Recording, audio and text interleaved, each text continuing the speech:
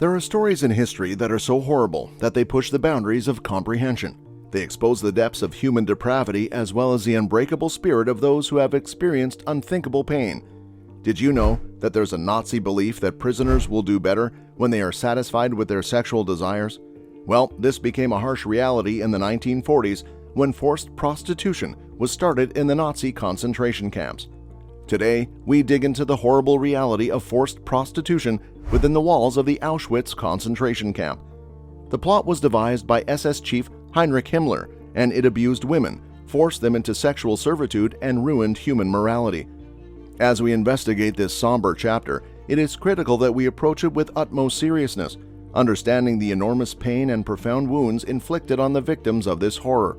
To be more specific, these women were coerced into sexual acts with Nazi concentration camp inmates rather than simply being sex slaves for the Nazis. Frau W., a survivor imprisoned in Ravensbrück, describes the horrible reality in her testimony. "They told us we were in the camp brothel, that we were the lucky ones. We'd eat healthily and drink enough water. Nothing would happen to us if we behaved properly and performed our duties." Heinrich Himmler, the Reich leader of the SS, visited Mauthausen concentration camp outside Linz, Austria, and its quarries in the early summer of 1941. During this tour, he had the idea of establishing brothels for prisoners in order to further exploit and motivate their labor. Himmler believed that allowing prisoners to visit brothels would act as a reward and an incentive for better production within the camps. The concentration camps, initially established as places of imprisonment and terror, gradually transformed into production sites as the SS aimed to maximize the labor output of the inmates. Prisoners were forced to manufacture equipment, uniforms, and construction materials for the SS and Adolf Hitler's ambitious projects. The harsh conditions, violence, and scarcity of resources in the camps resulted in low productivity as prisoners focused on their own survival. Himmler's plan to introduce forced prostitution as a bonus system stemmed from his belief that providing prisoners with sexual gratification would motivate them to work harder. The SS implemented this system across the entire network of concentration camps, offering various incentives such as military haircuts, cigarettes, increased access to communication, and visits to camp brothels as rewards for extra work.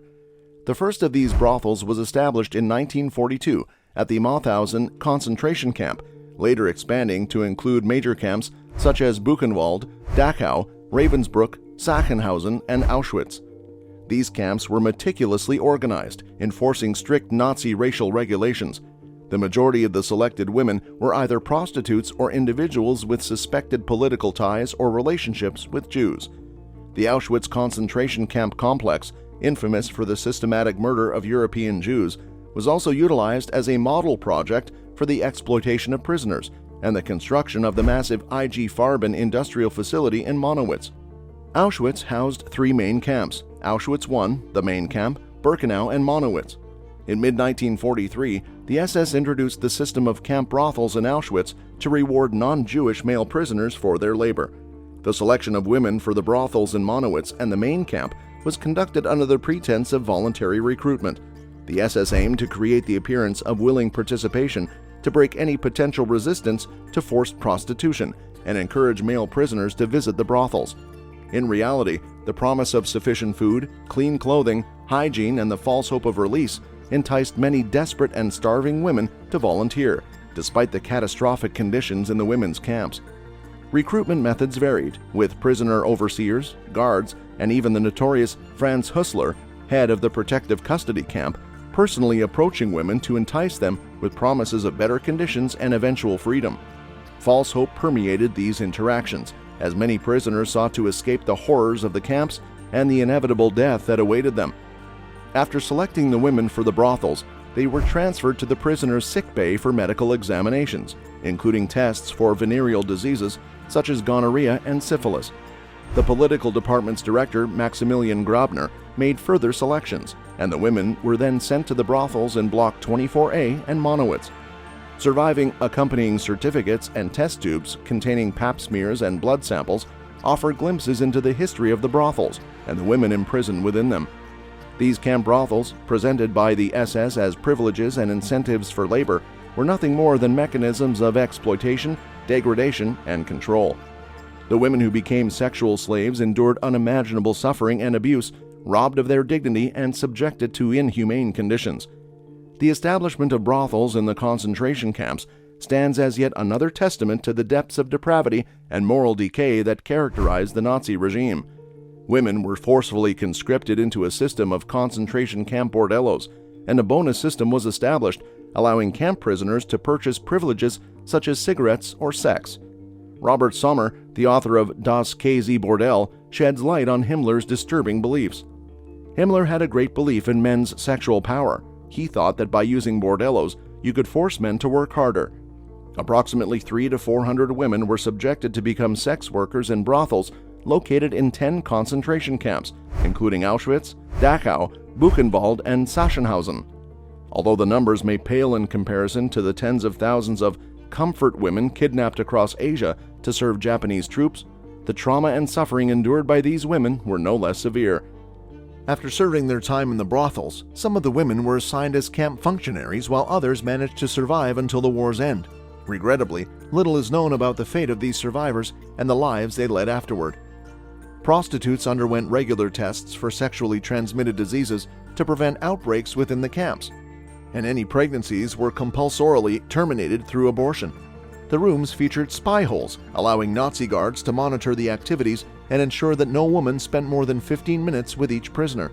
Speaking was strictly forbidden, and shoes were prohibited on the bed. Violators faced severe beatings.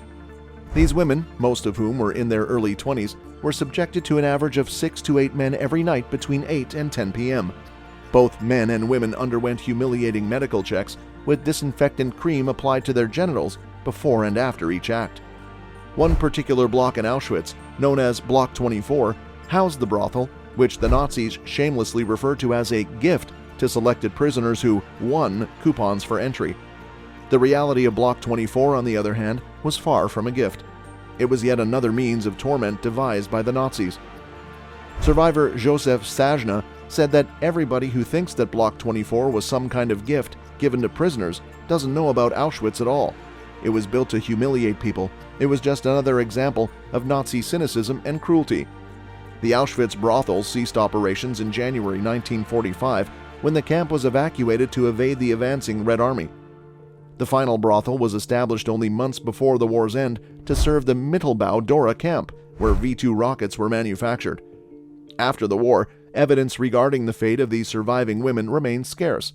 Many chose to conceal their experiences out of shame and trauma, while foreign victims, such as Ukrainians and Belarusians, feared being labeled collaborators and kept their stories locked away in painful silence. None of these women received recognition from the German state as victims of sex slavery or compensation for the horrors they endured. Though these women may have received marginally better treatment than other prisoners with access to additional food from the SS kitchen, decent clothing, and clean underwear pilfered from those who perished in the gas chambers, the undeniable truth remains: they had no choice. It was either the brothels or facing death in the gas chambers. Their involvement in such abhorrent acts was a desperate struggle for survival amidst the horrors of the camps. Even for the few survivors, 75 years after the war, the severe physical and mental damage inflicted upon them remains hauntingly unrepaired. The wounds they carry run deep, forever etching the trauma of their experiences onto their souls. We must remember and honor the women forced into concentration camp brothels as we confront this heinous reality. Their stories remind us of humanity's lowest depths and the will to persevere in the face of incredible adversity. By respecting their pain, we ensure that their voices are heard and their tales are woven into the fabric of memory. Let us endeavor to prevent such crimes and create a world in which their sufferings are a terrible memory that will never be repeated.